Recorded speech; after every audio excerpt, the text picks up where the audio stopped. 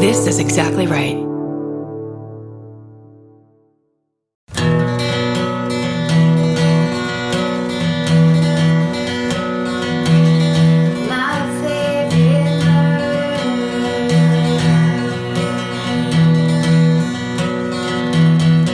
This is this one now. Now we're here. 3 in one day. 2. You. 3. Hello! This is my favorite murder. The Minisode. Welcome. Hi. How are you? Hi, we're here to tell you your own stories. Yeah. How do you feel about that? You like it, right? You love hearing your own voice coming out of our mouths. Why else would you have clicked the little arrow forward button if you didn't love it? That's very weird. What are you doing? Hi. Are you doing okay? Hi, we're with you, but at the same time, we'd love for you to just take a look in the mirror right now and tell us what is going on. Say your name out loud. 1, 2, 3. Marie. Georgia. Oh. Marie? Okay. I was doing some role playing. You were doing someone else. I was doing me. It's fun. This is how it is. It's fun. It's wild. It's crazy. Here we go. Are you ready? Go. So subject line of story number 1 is librarian story. Yes. And then I'm going to stop reading because it's just a giveaway of what the thing is. Hey, MFN crew. Nuh-uh. Yes. MFN. You're a librarian? My favorite nerd. Yep. You asked for librarian stories in Minisode 119, so here is my story from when I worked as a library assistant during undergrad. I worked in this library from 18 to 22, and as one of the student assistants, I was tasked with manning the library alone from 6 p.m. until closing at midnight. No. When was this? No. 1970 fucking 5? Who would do that? Now, this was a small campus in a small town, and despite the fact that I was manning the desk alone all night, I felt very safe in the well-lit library. Incorrect. Yeah, you're wrong. Your instincts are wrong on that one. Light means nothing. That means nothing. After my shift ended, I would wait for security to lock up the library, and they would offer me a walk back to the dorms. When I first took the job, sometimes I took them up on it. Other times I would refuse and headed back by myself. You're being polite. No, it's fine. It's too far. Take the walk. Yes. But also make sure the security guard isn't a psychopath too. Don't go down that path all the way. Right. There has to be trust. Okay. And also, at this point, if you went to that school and you worked there, probably maybe would have known that security guard or had a familiarity. But, okay. Small town, small campus. Let's do it. This is not Sac State. The world isn't Sac State, Georgia, which is what you always think. I always think the world's Sac State, and I'm always proven wrong. Okay. She then ends that paragraph by saying, this story takes place while I was 18. So basically saying, I realize. Okay. So now this was the type of liberal arts college where you could know the face, if not the name of everyone who attended. Oh, that's probably why I said that to you, because I pre-read this. Oh, right. But Not even stupid. But even if it wasn't, it would be clear that this one guy didn't belong. The other library assistants called him Movie Guy because he was always trying to talk about the movie script he was writing or filming. Run the fuck away. And that's not a personal safety issue. That's a boredom issue. As someone who's lived in Los Angeles for 20 years, no one wants to hear about your idea you haven't done. Sorry, I've had a lot of coffee. He was an older local man, rail thin with an odd smell. That means something. Odd smells? Yes. Yeah. It means something. You're not self-aware. Yes. And you smell. You're not paying attention to the right things. Right. And you smell.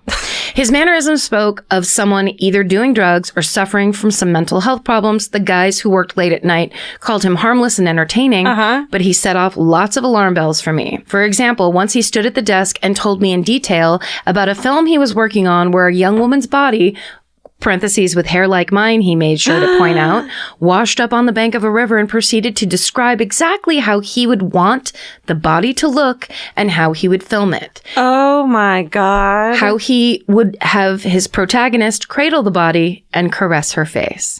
This quite creepy description had me letting security walk me to the dorm while I informed them about Movie Guy. Security didn't seem that concerned, of course not, but told me that I could always call and that, quote, it would only take 5 minutes for them to sprint across campus to me if there was a problem, end quote, as if a lot couldn't happen in 5 minutes. Right. That's in the email. Now, the library layout was such that there was a large desk in the front, and behind that was an enclosed employee-only room where I would sometimes have to work on processing new books. Sorry, I'm losing it. On this particular night, the movie guy had caught me several times as I made my rounds through the library. He would try to talk to me about his creepy movie, and I would make an excuse to move to another part of the library to help someone, or I would escape into the employee-only section. Still, every hour, I would have to come out of that area and do a lap at the library. After one of these laps, I was just sitting down in the employee-only area when I heard a sound behind me. I turned around, and there was movie guy moving quickly into the employee-only room and, in effect, boxing me in. I can only assume it was the look on my face of pure fear and shock, along with the fact that I quickly grabbed the security phone that caused him to sheepishly stop, stumble over his words, saying something about a script, and then back out of the employee-only area. I gripped the phone as I watched him go back to his normal table and tried not to completely lose it. Shaking, I had to call security, and they handled escorting him out of the library and off campus. I always let security walk me to the dorm after that, and a few days later, I was informed that he had been banned from campus. Yay. Because I wasn't the only person he was freaking out. Oh. Part of me has always felt bad because maybe he was just a lonely, crazy person who meant no harm and just wanted a friend. More of me, however, is like, fuck that guy and fuck my coworkers for making me think I was wrong in being creeped out by him. That's exactly right. Mm-hmm. I love your podcast and all the others on the Exactly Right Network. Keep up all the good work you guys both do, and thank you for my new favorite catchphrase you introduced me to. Quote, if you don't make enough of your own neurotransmitters, store-bought is fine. SSDGM, Emily. That's amazing. I'd like to go ahead and say that we didn't make that one up, but we've said it, so I don't want to take full responsibility for the that. neurotransmitters quote? Yeah. Well, I was going to say, the beginning of that paragraph bothered me. Part of me has always felt bad because maybe he was just a lonely, crazy person. Because there is a difference. There are gradations of that, and you know the difference. Right. And the difference is that someone doesn't look you in the eye and describe a dead body that looks like you washing up, and you had plenty of reasons above and beyond to be like, I want this guy out of here. Right. And even if you're not totally sure, there's only one way to find out, and that's that by being attacked. Exactly. So you're allowed to follow your instincts.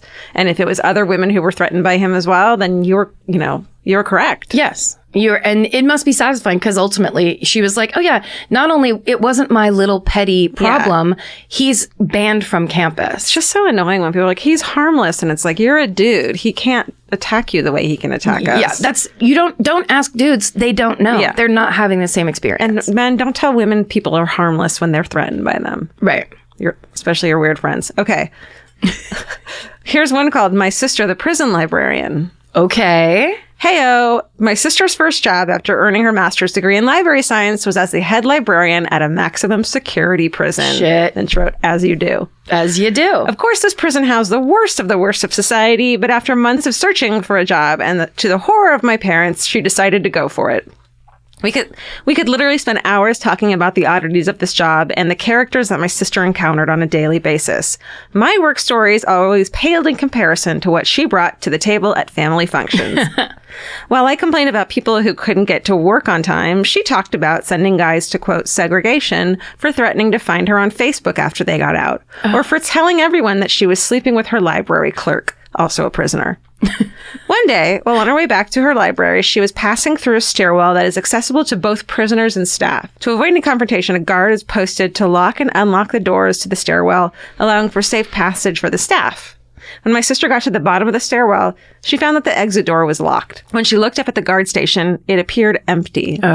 After a brief time debating what to do, she heard the door at the top of the stairs open and footsteps starting to come down.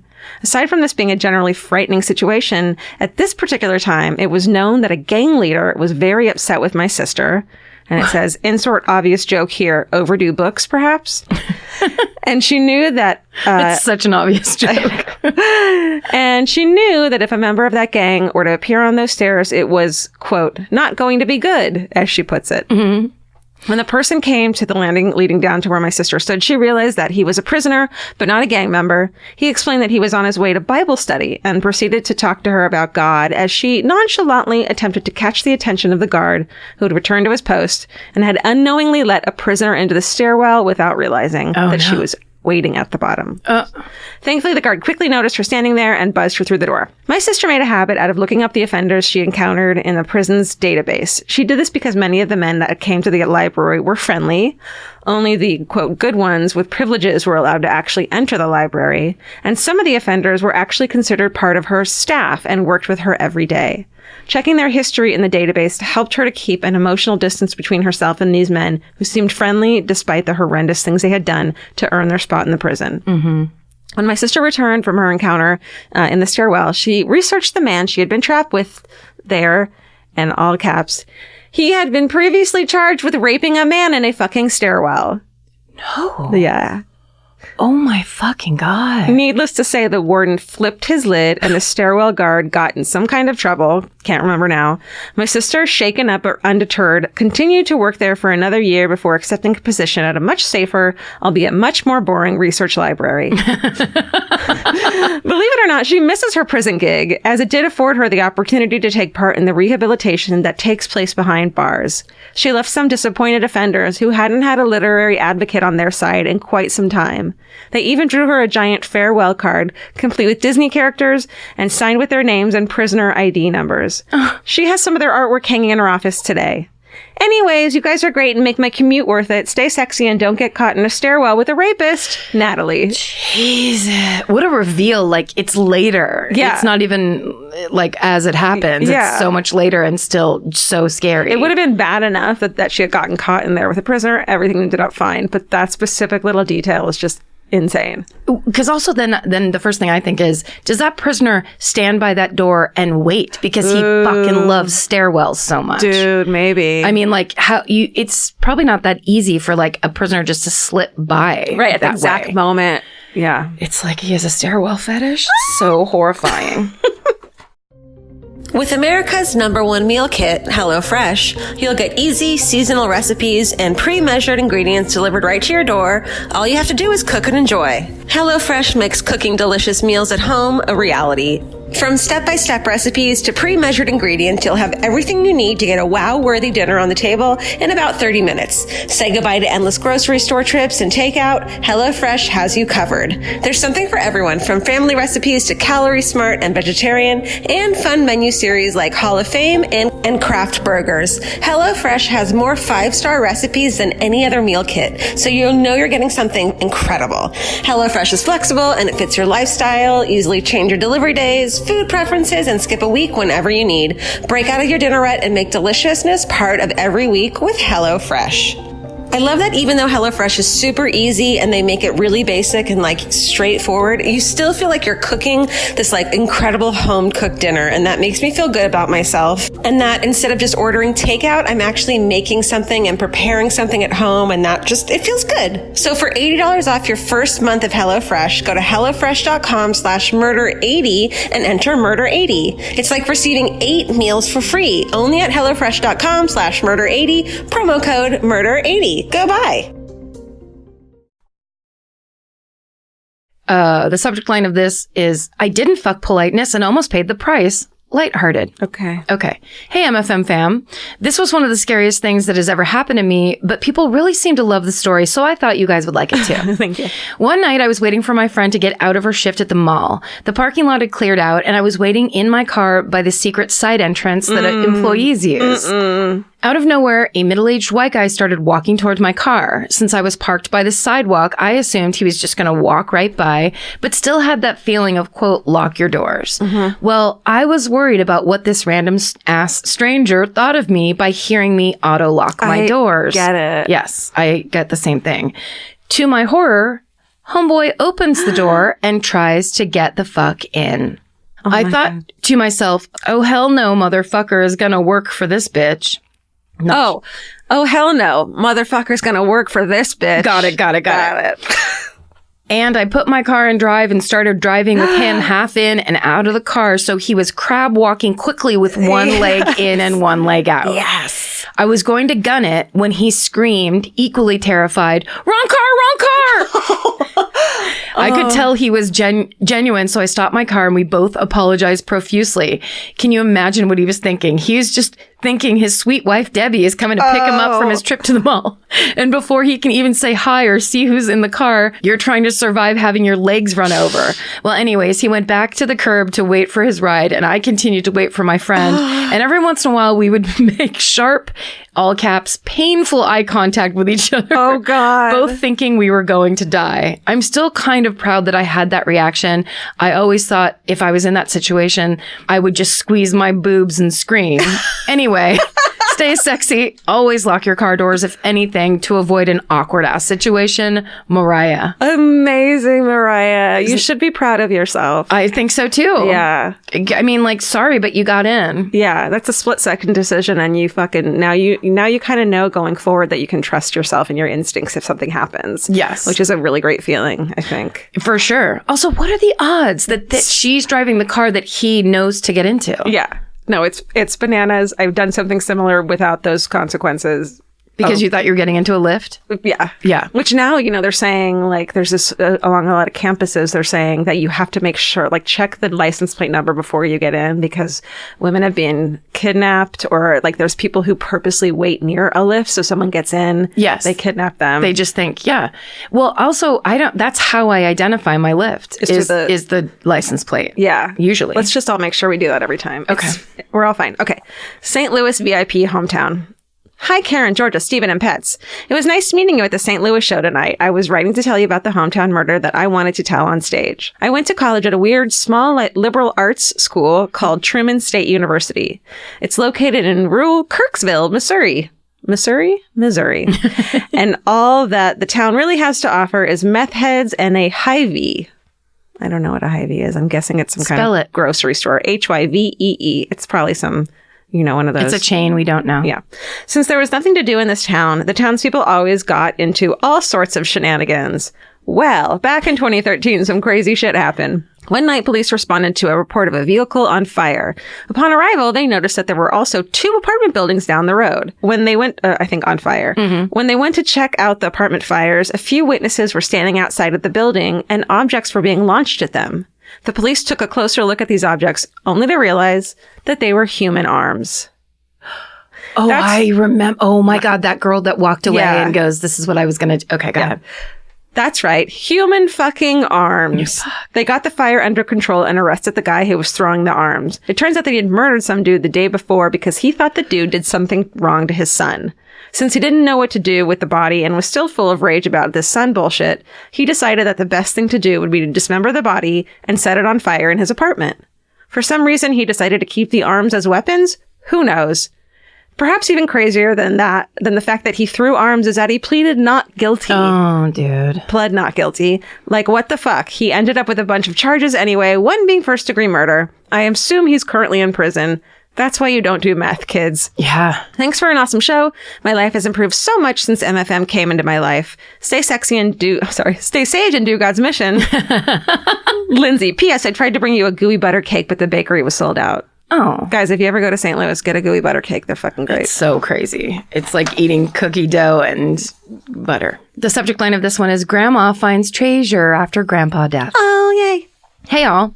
A few years ago, my husband's grandpa died, and his grandma, being an older lady on a fixed income, was planning on selling his grandpa's guns for some extra money. She has no business operating or owning a gun, so smart move. Yeah. Grandpa kept his guns in a gun safe, but she had no idea where the key was. She asked my husband and me to come help look for it. She had looked in all the obvious places, so we started searching in the less obvious. After scouring the house, my husband started looking through Grandpa's closet. In a couple of the coats and pant pockets, he found fistfuls of small bills that totaled to about $200. Wow. His grandma was stoked, but we kept searching for the key. We finally found it in one of his shoes in the back of the closet. Love it. That's such a smart place that, like, then you have to tell someone you put it there. Yes, and you have to remember you put it there. After the hard-earned search, we opened the safe and started inventorying the contents. At some point, my husband noticed the shotgun was next to the shotgun case, which in parentheses looks like a shotgun-shaped duffel bag, and the case was oddly lumpy. He unzipped it, and a pile of small bills came falling out. The money totaled just over $12,000. Holy shit. Mostly in ones and fives. Oh my God, Grandpa. From the small denominations, we were able to piece together their origin. Grandma is an avid slot player. They used to go to the casino regularly, withdraw some cash, split it, and go to their separate ways to play. Grandma thought Grandpa was bad luck, and he wasn't allowed to play near her. Oh, that makes me sad.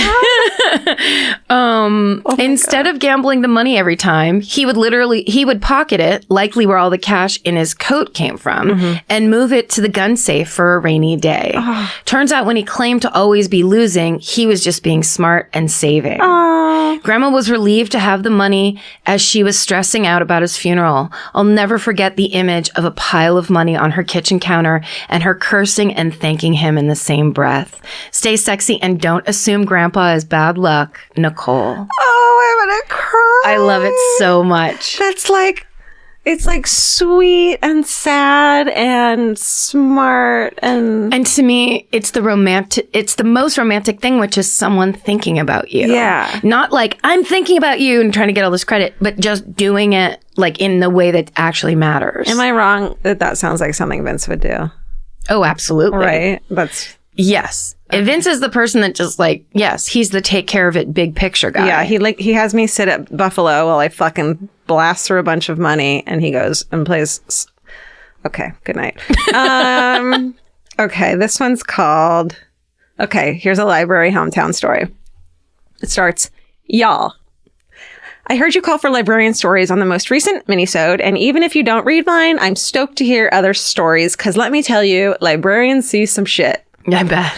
I have worked as a children's librarian for 5 years now in a small town in West Tennessee, and I've dealt with domestic abuse victims, creepy corner masturbators, vague sexual harassment, and teenagers trying to watch porn. But the most scary event happened less than a year after I started working there as a fresh college grad. There's a bank right behind the library, and the staff driveway butts up to the drive-through teller window. One morning, I came to work to see cops swarming the parking lot.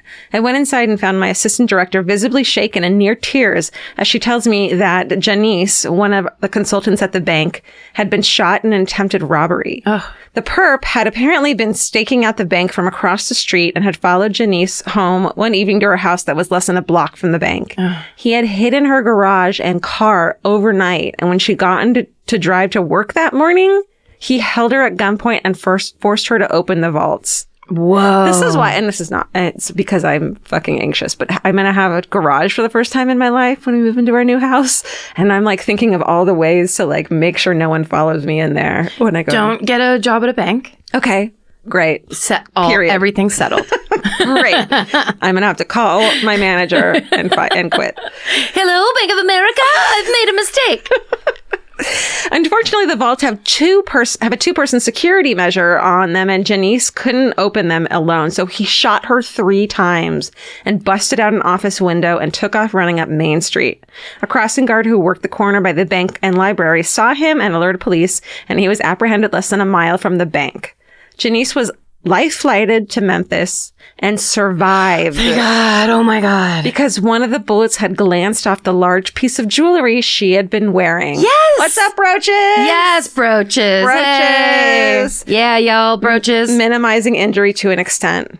When we saw the photos of the perpetrator on the news, we realized that he had been at the library all that week and had at one point gotten into a fight over the phone while using our computers and had been belligerent with staff, had asked him to keep his voice down and stop swearing. Because this is a library, gosh darn it. He was tried in federal court, pled guilty, and was sentenced to 37 years in prison. Wow. Janice recovered and retired a year later and continues to be an active part of our community through volunteer work.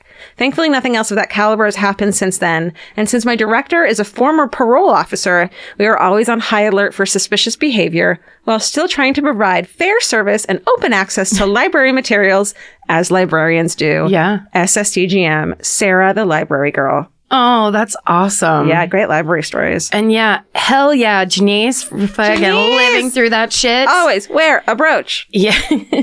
or a piece of jewelry. Yeah. Awesome. Thank you so much, you guys, for sending those stories in. Send any and all stories that you have, that you like to tell at parties, that you want to tell at parties, but you think people are going to think you're weird. That's good. Tell the story that your friends make you tell that you think is inappropriate, but your friends are like, no, tell it again. Anyway. And then you say something and they're like, but you didn't include the part that whatever. Yes. Or the ones that you want to tell other people, but you're embarrassed to. Yeah. Gross ones are fine. Gross ones are great. Look, one time I got stopped at fucking TSA. Should I tell this? Yes. Look, I shouldn't have started this.